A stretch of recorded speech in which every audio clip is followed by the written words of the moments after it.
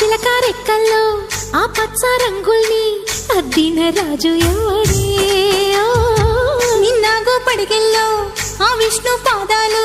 దిద్దిన మాయాదేవుడు